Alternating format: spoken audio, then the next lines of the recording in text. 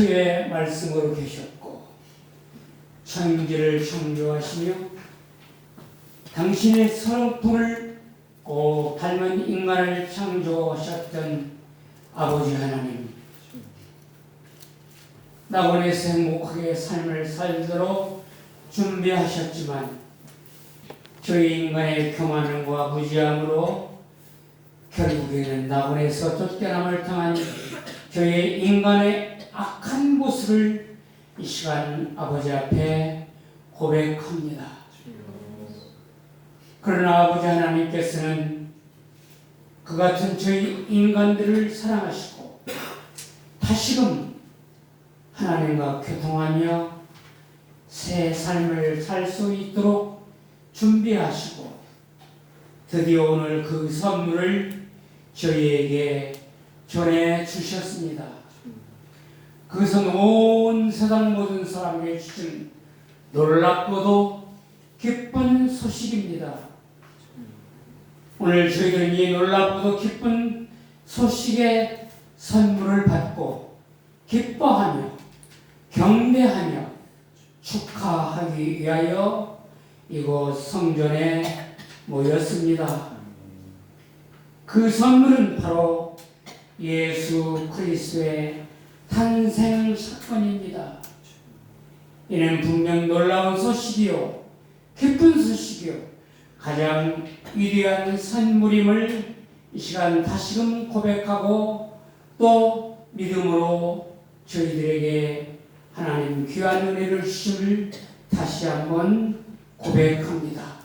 우리는 아버지 하나님께서 예수 그리스도를 이 땅에 태어나게 하신 그 선물이 가장 소중한 선물임을 믿고 고백하지만 이 땅의 모든 인간들이 모든 사람들이 예수 그리스도의 탄생이야말로 우리 인간에게 주신 가장 고귀한 선물임을 알고 믿기를 다시 한번 저희들이 기도합니다. 예수 그리스도의 탄생은 말씀이신 하나님, 영이신 하나님, 직접 우리에게 인간과 똑같은 육신을 입으시고 이 땅에 오신 인간으로 오신 하나님이심을 우리가 알지만 날마다 우리는 그 기적 같은 삶 속에서 하나님 아버지의 영광과 예수 그리스도의 탄생을 마음에 기리며 사는가를 다시 한번 이 시간에 우리의 모습을 되돌아보기를 소망합니다. 악한 인간이 인간을 오신 하나님을 몰라보았습니다. 드디어 죽음에 이르게 하셨고 우리는 이 시간에 그 예수 그리스도를 십자가에 못 박은 우리 인간의 모습을 다시 한번 회개합니다. 하오나 오늘 이 시간은 이런 것들을 잠시 접어두고 선물을 받고 기뻐하는 어린아이와 같은 심정으로 이 시간 예배하고 찬양하고 기뻐하고 또 단위에 세우신 주의 지목을 통하여 귀한 말씀을 듣고자 합니다. 우리 모두 선물 받고 기뻐하는 우리의 모습을 아버지 하나님께 보여드리고자 합니다. 기뻐 받으시옵소서. 하나님께 영광이요 예배하는 저희들에게는 기쁨과 소망 속에서 평화를 누리게 하옵소서. 인류 구원을 위하여 이 땅에 육신을 입으시고 오신 예수 그리스도의 이름으로 기도하옵나이다. 아멘.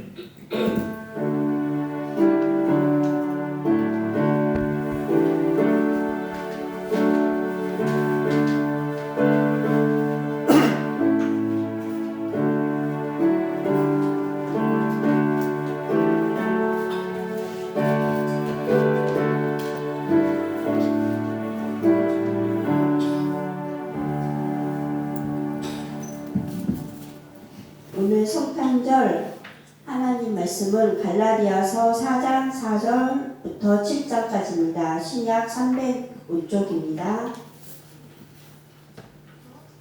때가 참에 하나님이 그 아들을 보내사 여자에게서 나게 하시고 율법 아래에 나게 하신 것은 율법 아래에 있는 자들을 속량하시고 우리로 아들의 명분을 얻게 하려 하심이라. 너희가 아들이므로 하나님이 그 아들의 영을 우리 마음 가운데 보내사 아빠 아버지라 부르게 하셨느니라. 그러므로 내가 이후로는 종이 아니요 아들이니 아들이면 하나님으로 말미암아 유업을 받을 자니라. 오늘 성탄절을 맞이해서 주중에 한 번 더 예배드리게 됨을 또 하나님 앞에 감사합니다. 또 주일 같은 분위기가 느껴지긴 하지만 또 몇 분들이 못 오셔서 또 아쉽겠는데 아쉬운 마음에 좀 있다가 아까 찬송 부를 때 지금 성경 봉투 가신 집사님이 막 두 팔 벌려 찬송하실 때 좀 힘을 얻었습니다. 아쉬움이 있었다가 기쁘다고 주 오셨네 찬송할 때 또 이렇게 오신 분들이 또 하나님이 기뻐하시겠구나라는 생각을 가져봅니다. 사람이 모체에 잉태되면 우리가 다 아시지만 대체로 10개월을 그 모체에 있다가 이제 이 세상으로 출산을 하죠. 우리가 그런 질문을 한다면 왜 엄마 뱃속에 10개월을 있다가 나오는 걸까 할 때 그게 딱 그 생명이 바깥으로 나오기까지 적절한 기간이기 때문에 그렇다라고 우리가 말을 할 수 있습니다. 그리고 누구든지 태어난 생명이 이제 8살이 되는 해가 되면 초등학교에 입학을 합니다. 왜 8살 되는 해에 입학을 하는 걸까? 라고 묻는다면 또 대부분의 아이들인 그 해에 학업적인 사회생활을 시작하기가 적합한 나이이기 때문이다라고 답변할 수 있어요. 전도서 3장에 보면 범사에 기한이 있고 천하만사가 다 때가 있나니 날 때가 있고 죽을 때가 있으며 라고 말씀해요. 인간의 전 생애의 모든 것은 다 때가 있다. 그 때가 있다라고 강조하고 있습니다. 그리고 우리가 흔히 말하는 것 중에 하나가 정말 지독하게 말 안 듣고 교회 안 나오는 우리 집 식구, 주변 성도님들이 뭐라고 말을 해요? 다 때가 있는 거야. 아직 때가 안 돼서 그래. 라고 이렇게 말을 하죠. 그런데 천지창조 이래로 모든 때 중에 가장 위대한 때는 오늘 갈라디아서 4장 4절에서 말씀하는 그 때예요. 때가 참에 하나님이 그 아들을 보내사 바로 이 때가 인류 역사에서 가장 위대한 때입니다. 하나님의 아들 예수가 사람으로 이 세상에 오신 사건, 그 때가 가장 우리에게는 인류의 역사에서 획기적인 때라고 볼 수 있습니다. 예수님이 나신 사건을 보통 오늘 명칭도 오늘도 휴무일을 성탄절이라고 하는데 성탄이라고 하죠. 예수님 나신 것을 하나님께서 아들을 우리에게 보내주시기까지 그 때가 얼마나 흘렀을까요? 하나님이 내가 죄인들인 너희를 위해서 구원자를 보내겠다라고 처음 말씀하신 그 제일 처음부터 얼마만큼 세월이 흘러서야 하나님이 아들을 보내주셨을까요? 성경 기록상으로 하나님이 그 말을 처음 하신 때는 창세기 3장 15절이에요. 추가 말씀에 있는데 같이 한번 읽어볼까요? 이 하나님이 뱀에게 하신 말씀인데 구원자의 약속을 처음으로 하신 말씀이에요. 시작.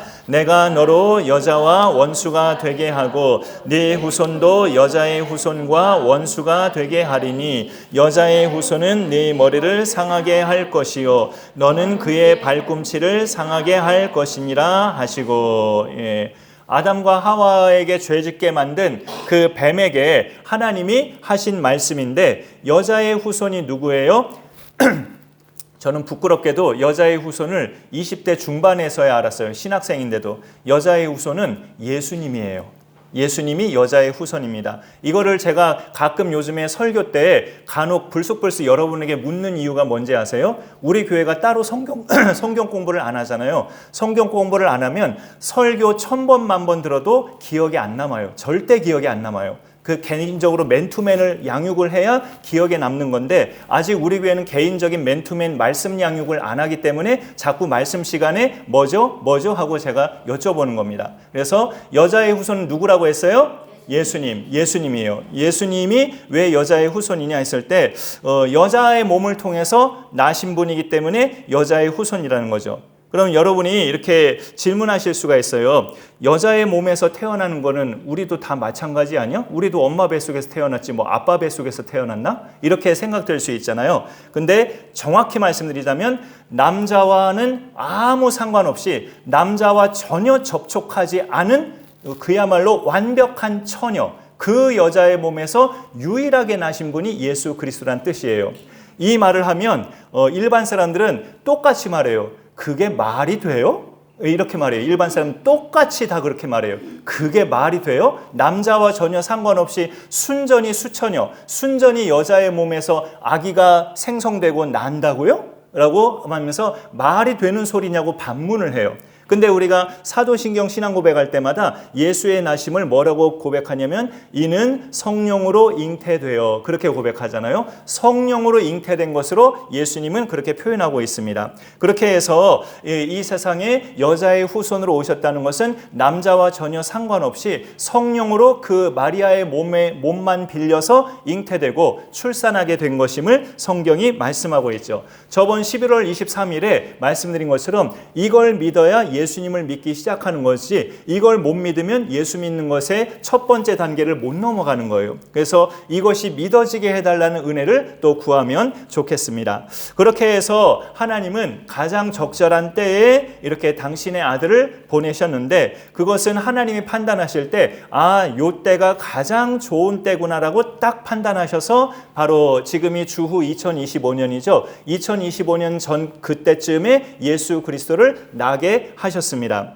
우리는 여기 계신 분들 또 많은 분들은 예수님을 유일한 구원자로 믿으시는데, 그거를 증명할 수 있는 결정적인 방법, 예수가 인류의 구원자라는 걸 증명하는 결정적인 방법이 지금의 연도를 따질 때 BC, AD 이런 식으로 연도를 따지잖아요. 들어보신 분들 많이 계실 거예요. BC는 Before Christ, 예수님 오시기 전이란 뜻이고요. AD는 라틴어인데 아노 도미니, 주님의 해라는 뜻이에요. 그러니까 Before도 예수님과 연결이 되어 있고 AD도 예수님과 연결이 되어 있죠. 그러니까 이 세상의 모든 연도는 주님이 오신 딱 그 해, 주님이 이 세상에 인간으로 오신 그 해를 기준으로 기원 전이냐 기원 후냐 이렇게 나뉘어지고 있어요. 세상의 연도 자체가 그렇게 나뉘어졌다는 그것이 예수가 인간의 구원자라는 증거가 됩니다. 그러니까 올해가 AD 2025년이잖아요. 그게 예수님 오신 후 2025년이란 뜻이 되죠. 독생자가 오시기에 적합한 때가 처음에 아담에게, 하와에게 저렇게 말씀하신 후부터 오랜 세월이 지나서야 예수님이 실제로 오신 건데 왜 그렇게 긴 세월이 필요했을까? 이 당시에 그 예수님 오실 당시요, 그 일대를 통치하던 나라들이 로마 제국이었는데, 로마 제국의 지도를 한번 보실까요? 지금의 그 유럽과 그 다음에 서남아시아, 북부 아프리카까지 로마 제국이 쫙 이렇게 빨간 영역이 그 옛날 그 예수님 오실 당시에 로마 제국이 통치하던 제국의 영역이에요. 굉장하죠? 지금은 많은 수많은 나라로 나뉘어져 있지만 저 중에서 유대 땅은 여러분이 보실 때 제일 오른쪽 끝에가 이제 유대 땅 조그만하게 있고, 그리고 점점 서쪽으로 예수님의 복음이 이제 증거가 된 거죠. 그래서 저 지도에서 덮여져 있는 부분이 예수님이 사람으로 태어나실 당시에 로마 제국 영토입니다. 근데 고대 로마 제국의 그 커다란 자랑거리, 큰 능력이 뭐였냐면 곳곳에 도로를 닦았다는 거예요. 그 옛날에 중장비도 없던 그런 시절에 로마 제국은 곳곳에 이렇게 도로를 닦는 그런 능력의 그 제국이었어요.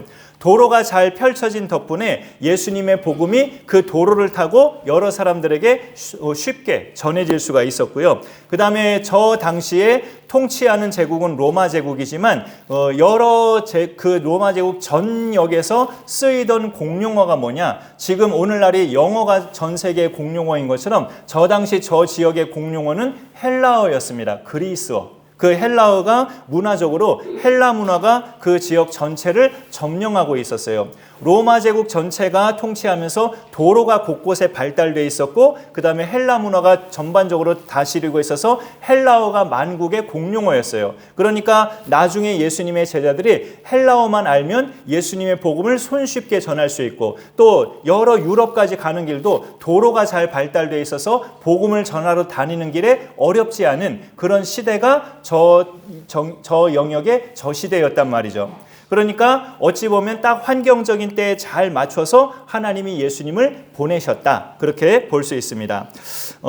여러분 우리 개인의 기도 제목이나 또 우리가 나름대로 인생의 씨를 뿌리는 것도 하나님은 때가 찰 때 또 응답하시고 열매를 거두어 주심을 우리는 믿을 때 그것에 또 그대로 이루어지고 복된 인생이 되는 것을 생각할 수 있어요. 저도 아직 기도하는 기도 제목 중에 응답된 것들도 많이 있는데 올해 2025년도에 응답된 기도 제목도 많지만 아직 응답이 안 된 기도 제목들도 많이 있어요. 그것은 아직 때를 더 기다리는 거죠. 그래서 내가 뿌린 씨가 아직 열매를 거두지 않았다면 때가 아직 이르지 않았다라고 우리가 믿음으로 반응하고 계속 기다리면서 하나님께 구하고 내 할 일 하면서 살아가면 돼요.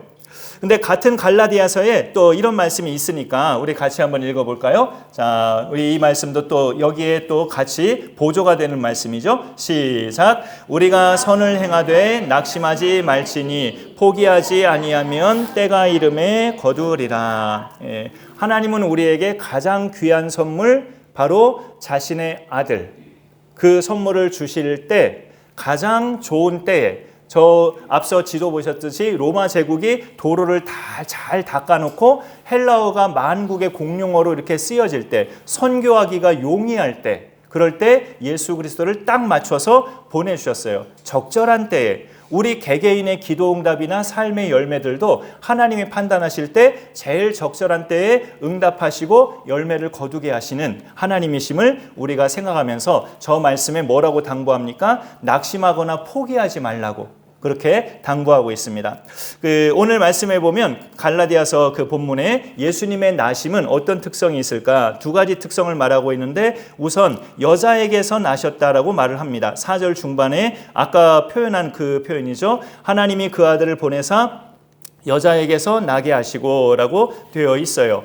아까 제가 그 말씀 드렸죠. 여자의 몸에서 안 태어난 사람이 있나? 라고 우리가 생각할 수 있지만 예수 그리스도는 특별히 남자와 전혀 접촉이 없었던 마리아의 몸에서 출생하셨다는 것을 성령으로 잉태되어 출생하셨다는 것을 아까 말씀드렸었습니다. 이 부분에서 그러면 예수님이 어떤 분인지를 우리는 잘 알 수가 있어요. 우리는 다 어떻게 잉태되어서 태어났습니까? 부모님을 통해서 남녀의 만남을 통해서 우리는 생겨난 생명체들이잖아요. 죄송하지만 좀 노골적으로 말씀드리자면 죄인인 아버지와 죄인인 어머니의 모태에서 나 역시 죄인으로 출생한 것이 성경의 답이에요. 다윗이 자기 죄를 고백할 때 시편에서 이런 고백을 하잖아요. 내가 죄악 중에서 출생하였으며 어머니가 죄 중에서 나를 잉태하였나이다. 그러니까 우리의 모든 출생은 죄인인 아빠와 죄인인 엄마의 그 연합 속에서 죄인인 나 자신이 출생한 거예요. 근데 예수님은 그렇게 출생하지 않았다는 거죠. 여자의 몸에서 성령으로 잉태되어 태어나셨다. 죄와 상관없이 죄의 영향을 받지 않고 순수하게 거룩하게 출생하셨다는 것을 강조하고 있습니다. 그래서 이 땅에 오실 때 예수님은 우리처럼 갓난아기로 인간의 방식으로 모체에서 태어난 것은 동일하지만 죄의 영향권을 받지 않고 출생하셨다는 것이 우리와 근본적으로 다르죠. 구원자의 자격 조건을 완벽히 갖춘 상태에서 출생하셨습니다. 인간의 죄는 강아지가 벌받을 것도 아니고 고양이가 벌받을 것도 아니고 인간이 벌받아야 되는데 그러기 위해서는 인간이 그 대신 벌을 받아야 되죠.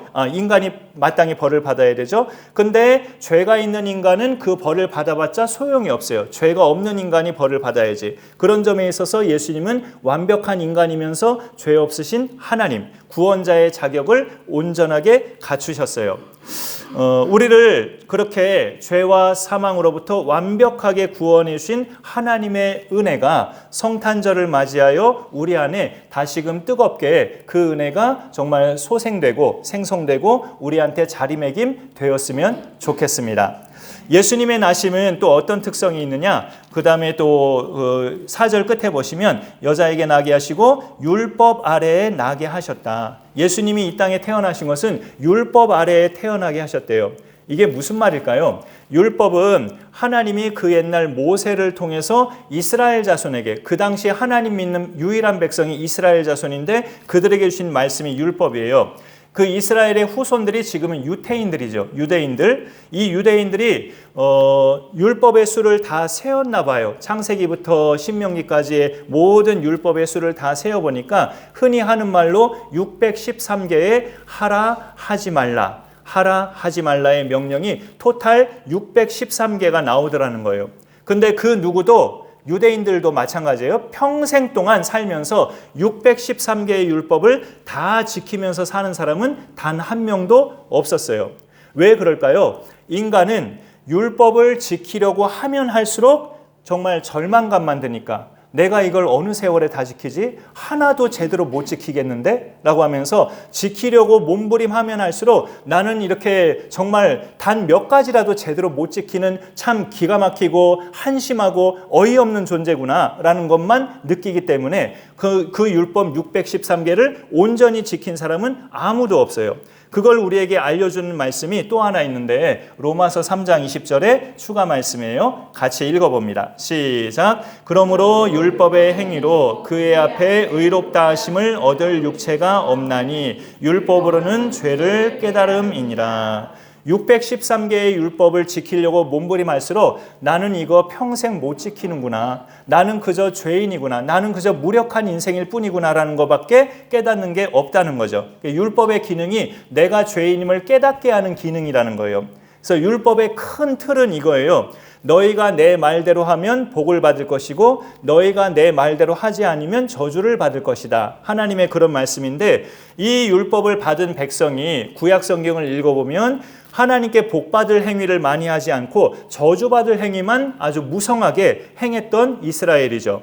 그래서 복은 다 날아가 버리고 받을 저주만 딱 남아져 있었는데 예수님이 딱 맞춰 오셔서 그 이스라엘 자손이 받을 저주를 자기가 십자가에서 다 받으셨어요.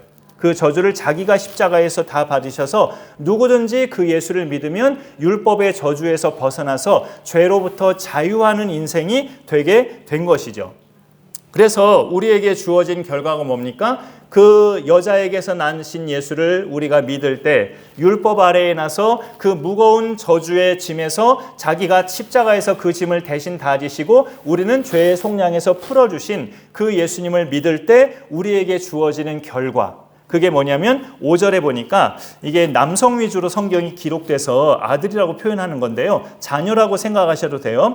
5절에 율법 아래에 있는 자들을 속량하시고 풀어주셨다는 거죠. 속량하시고 우리로 아들의 명분을 얻게 하셨다라고 되어 있어요. 아들의 명분. 그래서 율법 아래에 있는 자들은 유대인들 포함해서 전 세계 모든 사람들을 다 마찬가지예요. 아까 말씀드린 것처럼 죄인인 아빠와 죄인인 엄마 사이에서 죄인으로 태어난 우리 모두가 율법 아래에 있는 자들이에요.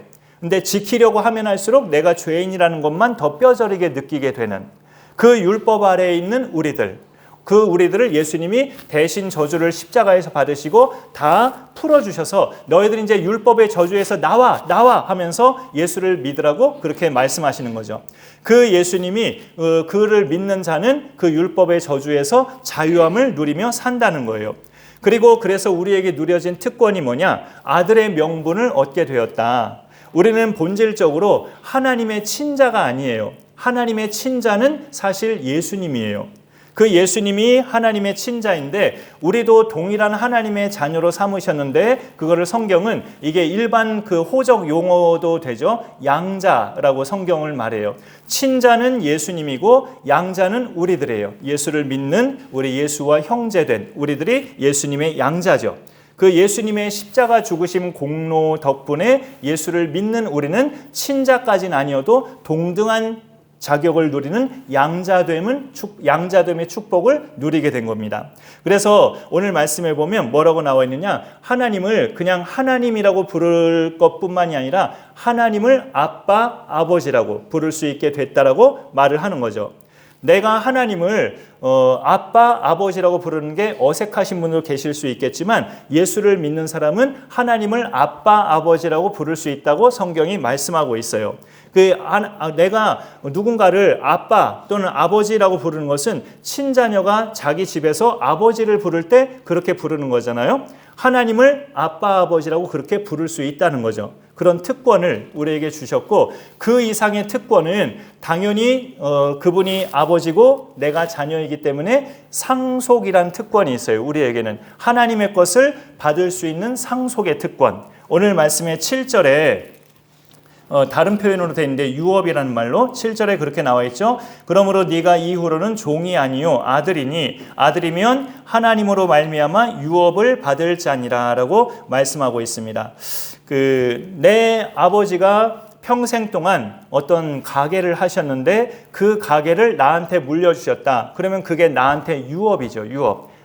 아버지가 자동차 정비공업사를 하셨다. 나에게 너 정비공업 한번 배워봐 하면서 정비공업 이렇게 배우면서 자격증을 취득해서 아버지가 수십 년 운영하던 자동차 정비사를 아들에게 물려줬다. 그럼 그 아들이 유업을 받은 거죠. 예수님 덕분에 하나님의 아들이 된 우리, 하나님의 자녀 된 우리는 하나님의 것들을 유업으로 받는 자가 됐어요. 하나님의 것들이라는 게 뭔데요? 라고 물어보신다면 성경의 답은 일단 이겁니다. 추상적으로 느껴지실 건데요. 썩지 않는 것들이에요. 썩지 않는 것들이 하나님께서 우리에게 유업으로 주실 것들이에요. 그 썩지 않는 것은 다른 표현으로 말해서 유한적이지 않고 영원한 것이고 없어지지 않을 것들을 말을 합니다. 영생이 바로 그거에 해당하고요. 장차 우리에게 약속한 천국이 그거에 해당하죠. 그리고 우리의 몸, 지금 이 몸 말고 새롭게 부활할 우리의 새 몸도 하나님이 믿는 자들에게 주시는 약속된 유업입니다. 우리의 새 몸도. 참 신비한 이야기죠. 예수님을 영접한 사람에게 성경이 선명하게 주시는 약속이 뭡니까? 영생과 천국인데 그 천국은 지금의 이 유한한 몸으로는 살 수가 없어요. 종종 말씀드렸지만 이 몸은 언젠가는 죽을 몸이에요. 다 공감하시지만. 그리고 1년 지날수록 그래서 자꾸 늙어지는 몸이에요. 화장 안 하면 정말 보기에 상스러운 몸이에요. 지금의 이 몸은. 그러니까 유한한 몸이고 끝이 있는 몸이죠. 그러나 새 몸 부활체는 천국에서 영생하는 몸으로 적합한 몸으로 다시 부활하는 그런 몸이 되는 거죠. 그렇게 새로운 그 부활체는 전에도 가끔 말씀드렸지만 이 땅에서 여러분이 고생하고 겪고 계시는 질병들, 고혈압이나 당뇨, 고지혈증 이런 거에 시달릴 필요가 없는 몸이죠. 더 이상 무슨 허리 디스크도 없는 그런 몸이고 혹시 나도 암에 걸리지 않을까 하는 불안감도 생길 필요가 전혀 없는 몸이에요. 육신의 질병뿐만이 아니라 정신적인 질병도 마찬가지예요. 우울증, 무기력, 공포증 이런 것들을 전혀 느낄 필요 없는 새로운 몸. 그 새로운 부활체도 우리가 하나님께 받는 유업 중에 대표적인 한 가지입니다. 거액을 주고도 살 수 없는 것들을 하나님은 성경을 통해 우리에게 약속하시고 유업으로 주시겠다고 하셨어요. 이 놀라운 은혜가 내게 임하기까지 그 첫 단추, 그 출발이 뭐였냐? 예수님의 성탄이에요. 예수님의 이 땅에 오신 그 성탄을 그분이 하지 않으셨으면 그 모든 이야기는 내 것이 될 수도 없고 그냥 없었던 이야기, 다 나는 전혀 들어보지도 못하는 이야기가 돼버리는 거죠. 그러나 그 예수님이 이 땅에 성탄하신 그 첫 단추를 결정하심으로 말미암아 그 뒤에 모든 것들이 진행되어서 내가 그 예수님을 믿음으로 그 모든 약속들이 나 개개인의 것으로 이렇게 임할 수 있게 된 거죠. 그 첫 단추는 예수가 마음에 결정을 하고 하나님의 자리를 포기하고 이 땅에 사람으로 오신 그것이 그 첫 단추가 된 겁니다. 그래서 우리는 그것이 우리 입장에서는 그저 은혜라고밖에 말할 수가 없죠. 내가 뭐라고 우리는 자연스럽게 말이 나오면서 그저 은혜다라고밖에 말할 수가 없어요. 누가 나에게 집 한 채만 거저 사준다 해도 내가 뭐라고 이렇게 말이 절로 나올 것인데 영생의 복과 천국의 복과 새로운 부활의 그런 영원한 지복을 우리에게 예수님만 믿는 것으로 약속하신 하나님의 은혜는 절로 그 말이 나올 수밖에 없어요. 내가 뭐라고. 그렇게 그것을 다시 한번 우리가 되뇌이면서 이 성탄이 그렇게 말로 측량할 수 없는 우주보다 더 넓으신 하나님의 은혜를 우리가 다시 한번 만끽하면서 감사 영광 돌릴 수 있는 그런 성탄절이 되기를 소망합니다. 그래서 여러분이 낙심이 될 때마다 또 어쩌면 마음에 분이 일어날 때마다 또 때로 먹고 살기 힘들어지실 때마다 또는 가족 때문에 또 제일 사랑해야 되는 가족 때문에 속상할 때마다 하나님의 그 부어진 은혜를 다시 한번 묵상해보고 확인하고 다시금 일어서시는 그런 인생이 되시면 좋겠습니다. 모든 문제의 해결점은 거기서 되거든요. 내 안에 하나님의 은혜가 있다. 어떤 은혜? 예수 그리스도가 오셔서 나를 구원하신 은혜. 그 은혜가 내 속에 있지 않는가? 이렇게 하면서 다시금 그걸 찾고 모든 것을 풀어나가면 됩니다. 그럼 모든 문제들은 시간이 좀 걸리더라도 꺼져요. 11월 23일 초청주일 때 예배실 여기저기에 큰 풍선을 그 전날 아내하고 딸이 이렇게 장식해서 배치했었는데 제가 의도적으로 터뜨린 게 아니고 시간이 갈수록 점점점 볼품없게 꺼지길래 치운 거예요. 근데 유일하게 저 유아실 방에는 몇 개가 아직도 살아있어요. 한 달 이상이 지났는데도. 근데 지금 말씀드리고 싶은 게 뭐냐면 우리 인생의 모든 문제들이 그 풍선과 같다는 뜻이에요. 시간이 지나면 그렇게 바람 빠지듯이 꺼집니다. 꺼져요. 그러니까 자꾸 내 안에 임하여진 은혜, 하나님이 나를 사랑하시고 나를 구원하시고자 하시고 내 평생 나와 이렇게 예수를 통해 동행하시기를 하나님은 원하신다라는 걸 내가 자꾸 확인하면 내가 갖고 있는 산적한 문제들은 그 풍선과 같이 어느 땐가는 되게 커 보였다가 어느 순간인가는 작아지더니 어느 순간에는 쭈글쭈글해지고 다 없어지는 그런 것들이 우리의 문제거리들입니다. 그런 것들을 그렇게 하나님 앞에 맡기면서 이런 은혜의 삶이 오늘 성탄 예배 드리시는 모든 분들에게 그 인생 속에서 지속되실 수 있기를 간절히 축원합니다. 네, 오늘 말씀을 생각하시면서 우리 111장 1, 2절 같이 부르시고 다른 분이 봉헌해 주시면 좋겠습니다.